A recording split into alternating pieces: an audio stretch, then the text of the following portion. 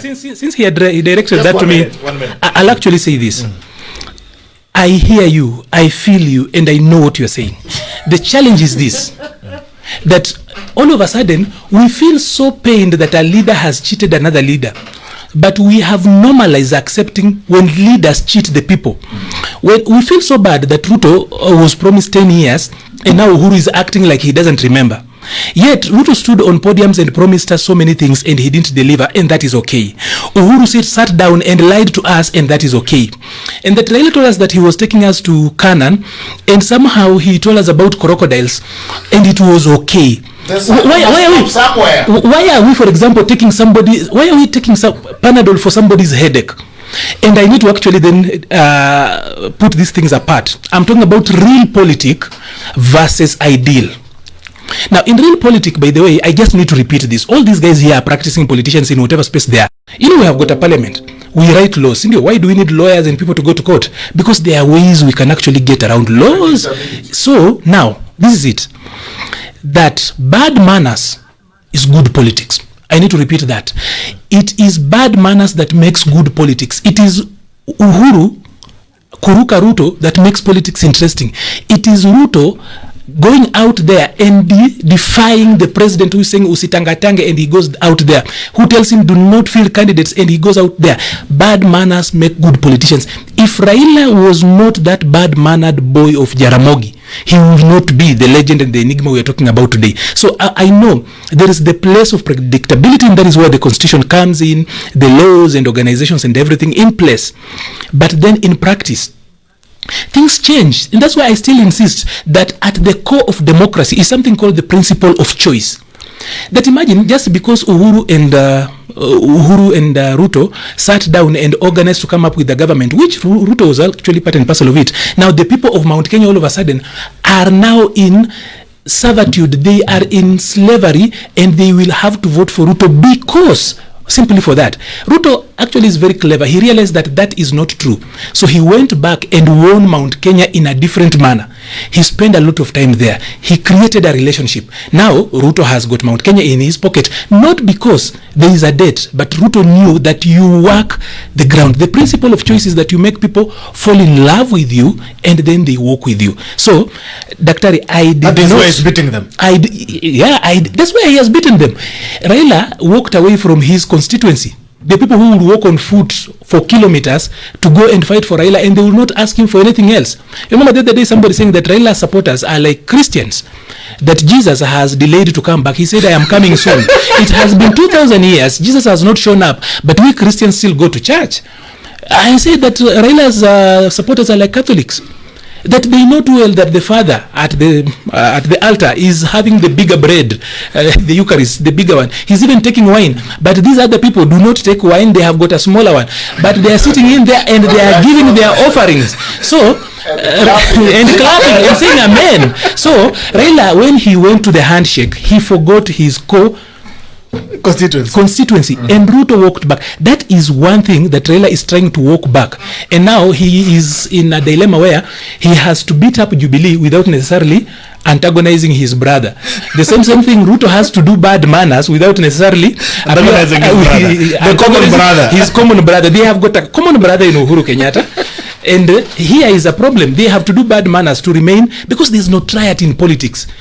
Why Sonko beats all of you here, and if he ran today, he will still win for the governor of Nairobi? It's notoriety.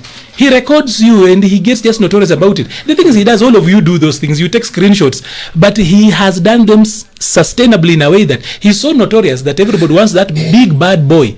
We know, but the Gloria, I'm sorry for saying this, but we know among the boy world, we know that girls love bad boys.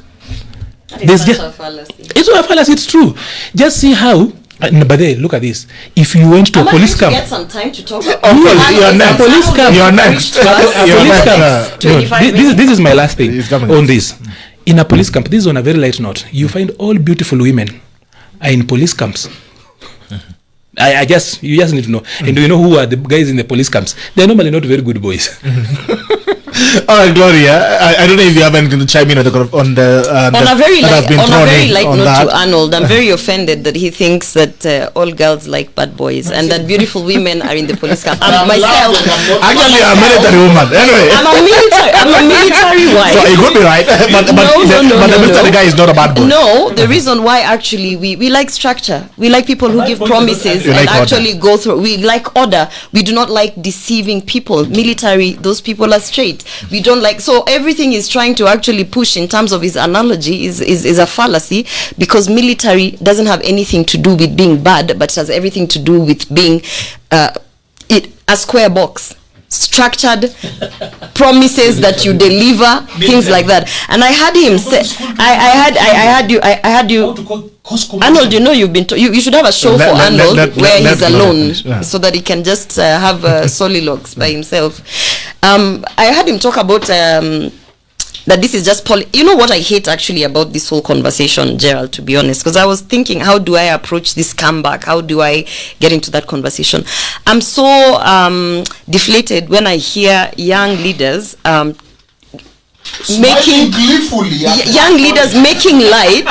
making light of a lot of serious issues. You know, when you say, oh, you know, someone has to be notorious because they have to cheat people, because they have to do this, and to them, you know, to him, when I was listening to Arnold speak, that is exciting. It's exciting to be deceitful. It's exciting to use all sorts of things to actually win the people. It's exciting to see the people who have elected you to bring changes. It's exciting to see them following you blindly like Jesus without actually delivering anything. He's actually excited about that kind of a talk, and that to me is scary, because, you know, going into the next couple of years, 10, 20 years, can you imagine that a person like Arnold could stand a chance to actually be the president of this country? Very scary. This is one of those things. This is one of those things, you know, when Trump started talking light about, you know, we have to make America great again, we have to, and this was the conversations that he was having during his campaign before he got into office, and he was trying to mobilize people in the jest of notoriety, like he's talking about. All you white people, you know, you've been feeling disenfranchised, A, B, C, D, nini. How did that end? In platinum tears. It ended in Black Lives Matter. It ended in a divided country. It ended in China actually looking over there and saying, endeleni na hizo ujinga zenu, sisi hapa we are about to be It ended in him being impeached. It ended in deaths of people. So I want to bring back the sobriety to this studio, because you might speak light of certain things like deceitful politics. You might speak light of certain things like, how do you win the people without actually having to deliver anything, and actually think that as a leader who has an opportunity to come to a very big station like this to address other young people who are hoping to have a better Kenyan, putting on glasses, you know that you have been given an opportunity to create positive change, but you take that opportunity to toy with it. And that's why I'm a bit disappointed in that conversation. I just want to say one thing in terms of this kind of politics that a lot of our young people, by the way, Gerald, since nimeingia huku kwa hii field ya politics, kila mtu suddenly akona advice ya kunipatia. You meet people who've never even run for class prefect in nursery school giving you advice and telling you, unajua hii siasa venye iko wewe, siasa mtu anafanya hivi siasa. You know, when I hear Arnold speaking, that's what I hear. I have run twice. You know what I mean? I hear and I've actually run 4 times in the last 7 years. I have won twice. Okay. I have lost twice. That's okay. I should have something to say. That's okay. That's okay. I'm just saying, and I will say, like, he has a lot of things to say. I have a lot of things to say, and I'm saying, when I hear him speaking in studio here and saying politics is of deceit, politics haina deni, politics is, you know, charged up about certain things. Let her finish. Then you had your time, Arnold. Then for me, I actually start saying this is the reason why William Ruto is gaining ground. You know why? Because he's realized you can't come back and tell us what we've already had. You can't come back and start talking about, oh, you know, last time tulipe msalia nini. You can't come back with the usual politics, so to speak. So you have to make a comeback with something. You know, Arnold, you need to shut up, because I'm interjecting as I spoke. But all mics down, only one mic at a time. You know, no, really. One mic at a time. This is that bad behavior that he's practicing here. He needs to stop. I'm not going to take it, by the way. Taking it lying down. Yeah. I'm not going to take it. That hiyo kitu mmezoea kufanyia mama huko nje. We're not going to do it in this studio, by the way. Finish, Gloria. So, at the end of the day, what I was going to say is that the reason why the Hustler Nation movement is actually gaining ground, even without a clear policy or framework of what they are going to bring when they're in office, is because people are just fatigued on the usual narratives. Politics is this, politics is that. Now we've been shifted from tribal and divisive politics, and we've been moved to issue-based politics. We are actually now talking about economic empowerment of people. Now, how do you know with economic empowerment, that's why you're seeing everybody struggling. That's why you're seeing Raila Odinga struggling. He doesn't understand that politics. It's like, what is this politics about? Sisi tumezoea ile kitu ya kuambia watu wa Mount Kenya na watu wa Luo Nyanza na wale wa Kisii na nini na nini. But now, it's a challenge. It's a challenge for people like Musalia Mudavadi, because they don't understand, okay, how do I politic in this issue base? How do I come in? Because I might not be a hustler, I might not be a dynasty, but how do I fit into the conversation? It's even a challenge for people like, and this is very shocking, Kivutha Kibwana, who's actually not a veteran politician, who's a technocrat. It's a challenge for him to also try to immerse himself, and that's why he was saying there's no split. It's not about the hustlers or the dynasties, it's about the people. You understand? He's trying to find a way kujiingiza. How unajiingiza aje kwa hiyo narrative? So a lot of this older generation and veteran politicians who have cheated us for a long time, who have gotten away with murder, who have been elected by the mere fact that they stood somewhere in a stadium and said, "Mi by them mtanipatia kiti," and they've done nothing. Now they're struggling because our politics is slowly shifting into issue-based politics. Now, how do you teach an old dog who's used to deceitful politics, divisive politics, when you bring them to an arena of people who are understanding issue-based politics? How do you teach them to be amongst that arena and say, okay, this is what I'm bringing to the table? That is the confusion that you're seeing right now. It's 9:06. I have 3 questions. I want us to stick to the questions. Right? Number 1 is about the BBI. It seems to be losing steam, and it's losing steam from the midwives, because the midwives don't seem so enthusiastic anymore. Looks like now attention is shifting to 2022. I've had people like Orengo speak. I even had Raila Odinga. It's not more keen on BBI anymore. He's now beginning to tell us about the deaths he has, about the presidential and all that. The BBI document is also getting attacks from the mosques. I saw an imam who was saying something about BBI. I saw the provost who has been attacked by Mutai Ngunyi today from All Saints Cathedral. There seems to be all manner of attack against the BBI, and the midwife seems to be even cold feet. Or is it the focus that has shifted? Ojwang, is the BBI eating the headwinds? I think it has undergone some challenges, but don't count it out yet. Just the same way, it's my opinion that it's very dangerous for Ruto to be a front runner this early. Yes, because there's the journey is still too long, and you are seeing guns blazing against him. So BBI has undergone what a midwife will call a bridge birth. This is when a baby is born bottom first instead of head first, as it's the normal. So that how did you know bridge birth? But you might not know. When I go to States, I was told for you to get paperwork, you must do nursing. So I did BSN. Before I went to law school. So bridge birth is when a baby is born first instead of head first, as it is the norm. They are born with the bottom first. That is what has happened, and so it has backfired on the face of everybody. It was a political experiment, and not all political experiment must succeed. If you look at what is going on, BBI is already accepted that it has the biggest beneficiary of BBI is Mount Kenya. Yes. Yet the biggest critics of BBI is the same Mount Kenya. So us from Nyanza and from the lake, we are caught into a rock and a hard place where we must sell this medicine for Mount Kenya for them. And you saw even Raila coming as far as saying, remove me from BBI. I know you see the benefit, but you can't see it because you hate me so much. I mean, that is a desperate place to to be in? Why are we pleading with them that please take this more constituency that I've given you, take this more money that is going to come through population?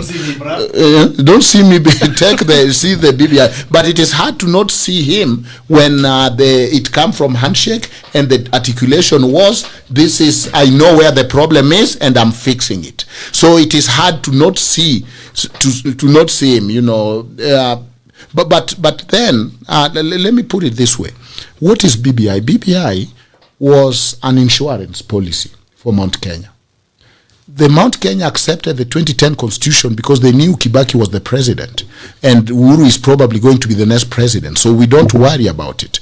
But now that they are seeing the likelihood that they might not be there in 2022 as the president, now we need to assure ourselves of our sustainability. So it is an insurance policy for Mount Kenya. How do we get this done? There are those Luos. After all, they are just done throwing those stones there. They are just done installing Baba. They are running low. Bring them here. Let them pass this thing in the name of handshake. Because before, when people defected, they defected. When people went and worked with the government, we said, wamekula ugali everybody. But find a word, because Luos have dignity. Call it handshake. Call it, but it is simply working with the government like anybody else have lost and work with the government, bwana. We saw Nani Shikuku, when he was asked, he said, Bosumanabori. I've gone, bwana. I'm working with the government. That is what it is. Forget all this lingo of big words. Because, and now the handshake proponents are now finding, so what do? You have brought peace, but people are angry. You have brought peace, but here come COVID, which is airborne. You have brought peace, but the economy is bad. People cannot eat peace. So what else do you tell them? So everybody is trying to dash in, and that's why I call Raila my hero. When everybody ran out, he ran inside to the burning house. I mean, that is quite a character. The La Vita Locus kind of lifestyle, living a very dangerous life. But let me finish by saying, I hope I will have another bite at the cherry. But for now, I'm obsessed in helping Arnold. That, as Americans say, if you can lie in one thing, you can lie in all things. If you can lie on this one thing, then you can lie on everything else. There is no small lies or big lies. So if his fear that we lie, public are lied to, it is all within lies. And let us have politics that you say what you mean and you mean what you say. Finally, Africans have a gift. As we practice democracy and we practice rule of law and governance, we are practicing it within African context. And in that African context, Africa have exported something that is uniquely flavored, cooked from African pot, that is agreeing without competing. Africans are ADR people by nature. If you go to my place, the first governor came because people agreed that, you know what, let the governor come from Karachuonyo. Let the senator come from Suba, that is Kajwang. Let the women rep come from Rangwe. That is an African by nature, that he takes this democracy, internalize it, and look at it in terms of his culture. If you ask the wonderful lady here, she will tell you in Babasi will say, you know what, now let us support that clan. There's nothing wrong with that. Agreeing without doing what? Competing. So there's nothing retroactive or retrogressive by saying, you know what, as a community, this is our plan. The problem comes when you jump that plan. And then you are saying you are addressing it in BBI, divisive election. But you are standing in a valley of broken dreams and broken promises. So what are you addressing in that damn document when you cannot live up to your own words? So I think that, I believe that when somebody can lie, and to me I don't see how we can move on as a country when we can say words mean nothing. That we can just say, I can summon everybody and summon a community and summon even the dead. You can apologize to the living, but can you apologize to the dead? Can you apologize to that Luo who died because knowing that Kibaki had promised to give them presidency? Me, I'm here, you can apologize to me. But can you apologize to them? Can you apologize to that Kalenjin who died not seeing the dream but died knowing even if I'm resting in this box, I know that 2022 future is sour. We need to empathize with the dead too, Arnold. Asante. Gloria, I'll draw it to you. Do you think BBI is losing steam? Is it eating the headwinds? I think BBI is a conversation that even the initiator of the whole movement has agreed without telling us to shelve. The moment we saw ODM putting out an advertisement saying they are now looking for a presidential candidate, that you have to pay 1 million and follow and all those prerequisites that they had. The moment we saw them shifting and saying, let's strengthen our party, we saw Edwin Sifuna saying that they are ensuring that their grassroots framework are, in place. That was the moment BBI died. Because I think somebody, hopefully, I hope Winnie Odinga sat the father down and told the father, listen, we need to change tact, because all the by-elections that have been ongoing right now, we've seen ODM losing ground. I'm not talking just about Msambweni.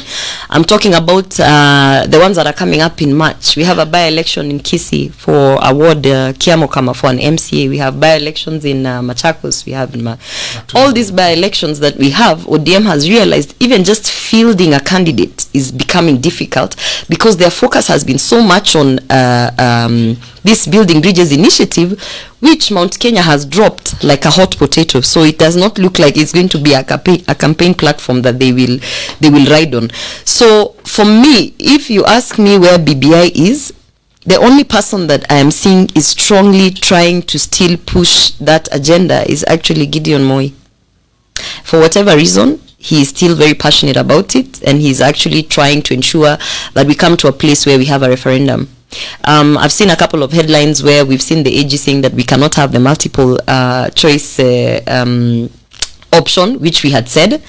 It's something that we had pushed for, because I actually, as much as I'm not a BBI supporter and I don't really want to talk about building bridges when people are suffering from the COVID-19 pandemic impact, I think there's some good things in there that even as a person who's running for member of parliament or Wasi constituency, I stand to benefit. For instance, when they are saying that some of the cabinet secretaries would come from parliament, they would come from the elected member of parliament, that is a position that I stand to gain from. If I actually, win that seat of Wasi constituency, then I stand to, and especially because I'm a woman, I actually stand to position myself in a way that not only am I an elected member of parliament, but because of my gender, I would like to represent certain things, and also because I'm a youth and I've been pushing for the youth agenda, kindly could I please be given the cabinet secretary for youth? So there are some certain good things in there that I stand to benefit as a person, but I don't believe that this is the time that we should have a conversation about building bridges. And I think there's so much happening in terms of just the political arena and the heightened nature of how our communities are living, that I think throwing in a referendum would just be really pushing people to the edge. So I think it's dead. And I think Raila Odinga and ODM also understand that BBI is dead. I think they're smart enough to have switched focus to strengthen the party, even if they're hoodwinking us with this strange idea, fallacy, that they're actually recruiting for a presidential candidate. I think they're fundraising. ODM needs money. They're fundraising so that they can come up with the next campaign platform, because BBI is not going through. I can promise you within the next 3 to 4 months, you're definitely going to see another coin of something, another narrative, another ideology that is going to counter the Hustler Nation ideology, and ODM needs money to launch that ideology. That's what they're doing with this purported presidential bid. So, but can we pick up this conversation of BBI after 2022? Because if indeed, and Raila Odinga said that he cares about this country and he's always been about this country, we've seen articles and conversations and documentaries about how he fought for us and how we should be grateful, and yes, we are, we say thank you. If he's truly passionate about it and he really believes that this is something that the country needs, we challenge him. that come 2022, when he loses that election and becomes the official leader of opposition, when he's now working with William Ruto, who's going to be the next president-elect, we challenge him to bring BBI and actually come back with the conversation if he's genuine. But because we know, just like some who are sitting here, that they are practicing the politics of deceit, we know that after this thing dies down now, we are not going to hear anything of BBI again. Arnold, is the BBI hitting the headwinds? Well, BBI hit headwinds from the very beginning. Because probably just to take you to the good book. In Galatians chapter 4 verses 4, the Bible says that in the fullness of time, God sent his son, born of a woman and subject to the law. There's a reason why that verse for so many Christians is very, very important. That in the fullness of time, God sent his son. When Jesus was born, if you put that into context at that particular time, but I'm a believer in context because there's always a pretext, text, and then a post-text. During that particular time, the world had almost one government. There was one language. There was connection. If Jesus had come at a different time, it would have been very difficult for him and the impact he made within 3 years he was around. So the fullness of time, when we talk about right timing, when BBI showed up, BBI came up at a very wrong time. The first mistake that was done was to synonymize BBI and 2022. That when we started BBI, the architects were telling us about how BBI will sweep some people away in 2022. I can tell you, Bitok, if I'm prepared, if you see me sharpening my knife outside, nakwambia Bitok, unajua jioni leo ulali hapa. My friend, you will prepare for me, right? Yeah. So when these guys started, or rather the people who were selling BBI from the very beginning, they synonymized it with the 2022. And people were like, and there's so much time between 2018 and 2022. Why are we obsessed with the 2022? That is the first mistake that they did. But that is BBI's original sin. Otherwise, apart from a few mischievous things in BBI, everybody, including William Ruto, they do support BBI. So, number one, BBI is actually a casualty of the times. It came during a wrong time. When it came in, a government led by William Ruto, full of deceit, William Ruto and Uhuru Kenyatta, had brought our economy to the knees. So, you know, one of the reasons why Kikuyus do not even want to hear anything about BBI, because Kikuyus, like proper human beings who understand politics, know that politics is about self-interest. It's about your interest first and then the others, because human beings are inherently selfish.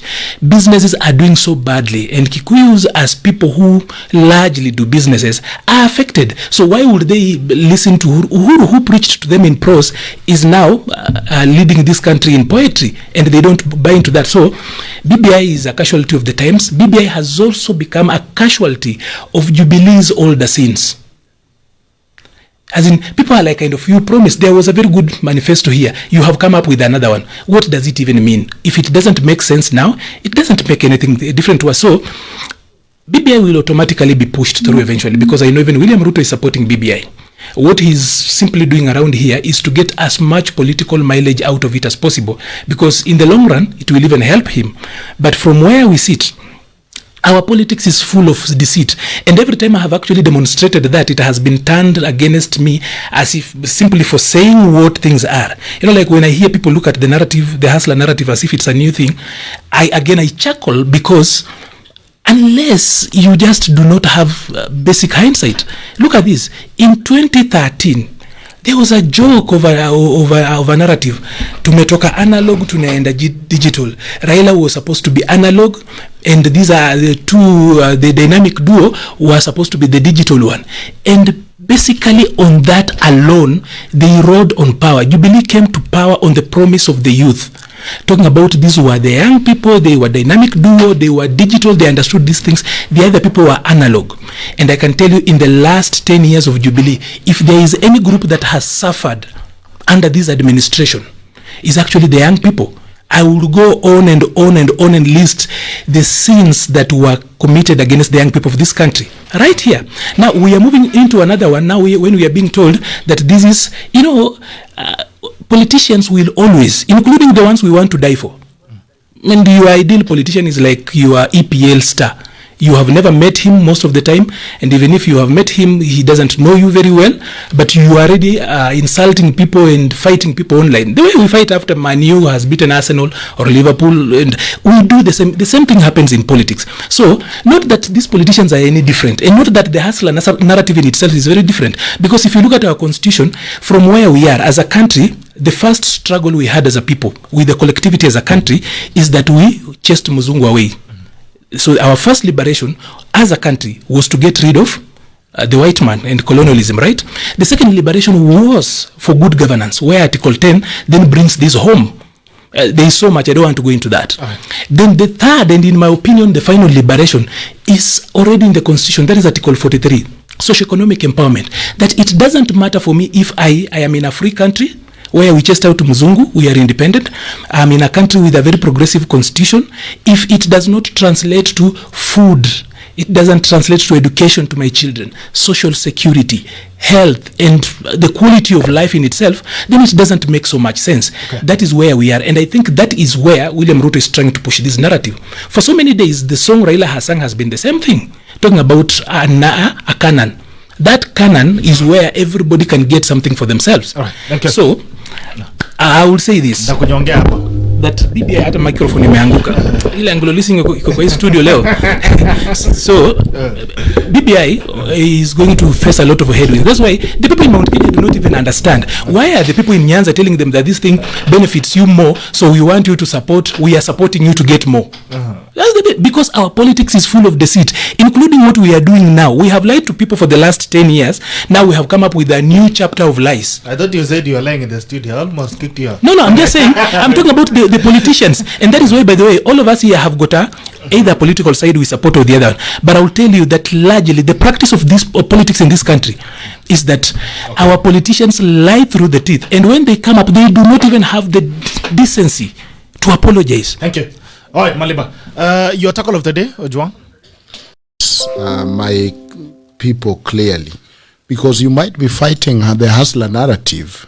But I think even if you switched and Ruto took the dynasty narrative, it might still be famous. So you might be fighting the wrong target.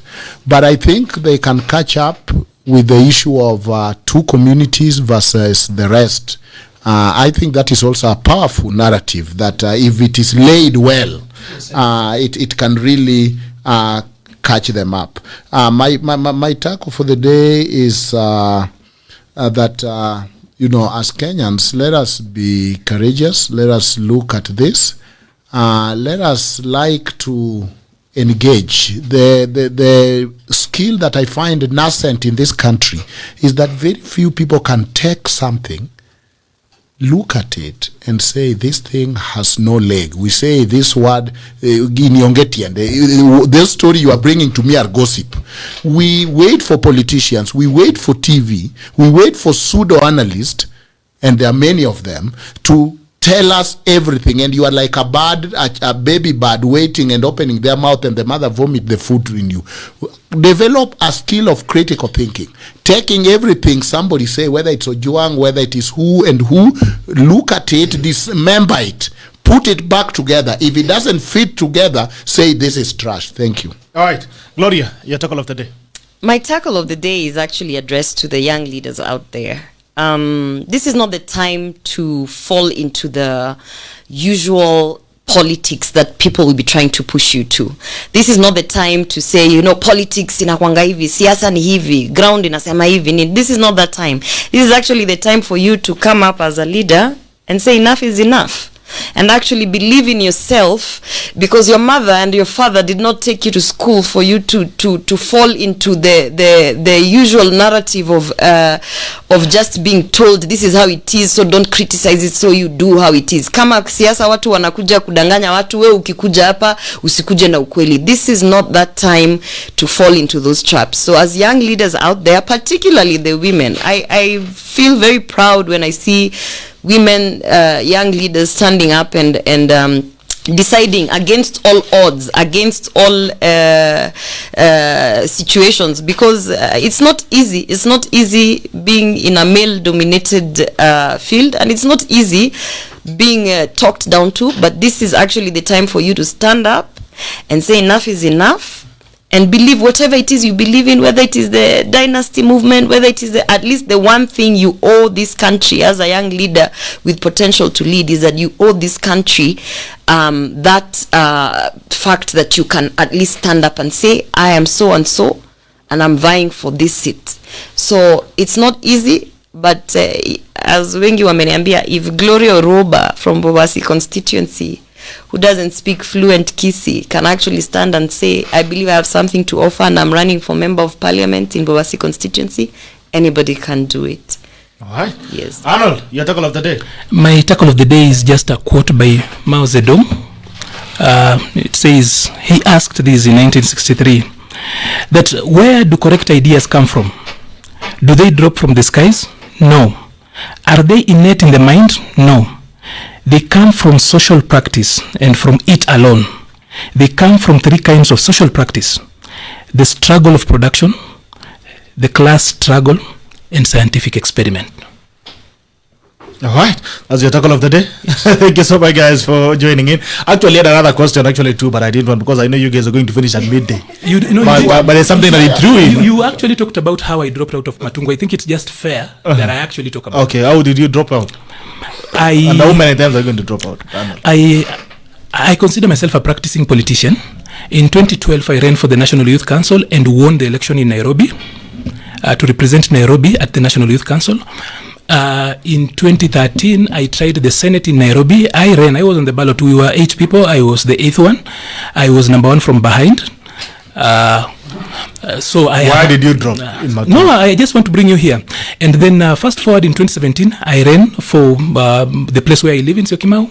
I ran for MCA. I came second to a Wiper guy. I ran on ODM. And then this time around, the people in my village had completely been telling me, you do things in the city, bring them to the village. You know, I was born in the city and bred here. So continuously reminding me how I need to go home. So I had started to move around there. Then I realized 3 things when I went to the ground. Number 1, I didn't have political cover. Number 2, I didn't have enough resources. And number 3, 2022 is just 18 months away. So I weighed out and realized I'm running as an independent candidate. I do not have sufficient political cover. I have run twice. Therefore, I am not at a point where I have to put my name on the ballot just to prove a point. At this particular age, I consider myself to actually have gotten to a level where when I go into a war, it should be a war that means something and turns out, not just to make a point. Because I have won a few elections, lost some, and if at this particular time, if I'm going to do things the same way and expect different results, then I'm not growing. That is the reason why I dropped out. Okay. Yeah. Gloria, it asked that question. It's good that you've been answered, and I also asked it. But there's also a comment that you threw in about endorsements. Political endorsements in this country have never worked. So I'm even wondering, those guys who are sitting waiting for endorsements, it might really get tricky. There's a quote by Daktari, and the pessimist complain about the wind. The optimist expect it to change. The leader adjust the sail. Maxwell John. That is a quote from Daktari Ojwang. To the guys who have been watching us for the last 2 hours and a half, thank you so much for joining us. This is The Tackle, and The Tackle ends now. See you again tomorrow. Bye-bye. Love you.